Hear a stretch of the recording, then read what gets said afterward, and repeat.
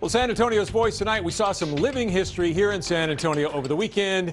Something that shows it wasn't that long ago when women faced real discrimination in sports. Again, over 700 of the greatest ladies on the planet joining us here today.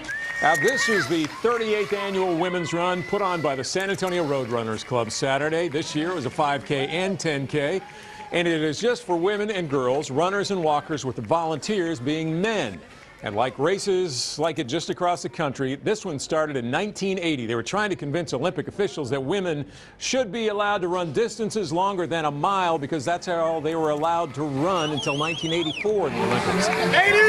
1980, some still thought it was bad for women's health and they were too fragile. Yeah, thinking their uterus is going to fall out or something. Well, hello. You know, I've got some of these women friends that are here, like the one that won the 10K. Boy, she runs like a 7-minute mile, 6-minute mile. Man, I don't even come close to that. It's pretty funny now because me as a distance athlete, it's pretty common to see women. But here and across the country, they keep these women runs and walks going, at least partly as a reminder of what women had to go through back in the day. That's Catherine Switzer in the Boston Marathon in the 60s, where officials tried to pull her off the course. If it wasn't for her, we would have still been out on the side, you know, waiting for the men to come in, and now they wait for us to come in. The roles are changed here. Yeah, the roles have definitely changed. Oh, I love it. It's a fun run. It's a lot of meeting your friends and stuff out here.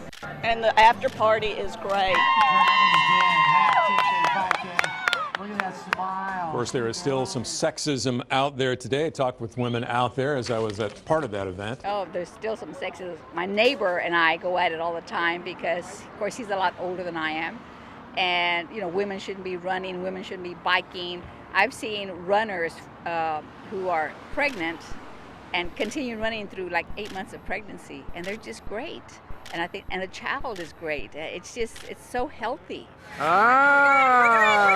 lot of support, a lot of, I don't want to say anything about the guys, but there's really no egos here. They support each other. They know what they're going through. This is just an amazing event. The thing that I like about running is that you have both males and females. How are you? And you have all professions. You don't know what the other person is because they're all wearing shorts and tank tops or no shirts or whatever, and all races. And if the world could be like the running community, I think we'd be great. 1, 2. Yeah, we wouldn't have any problems.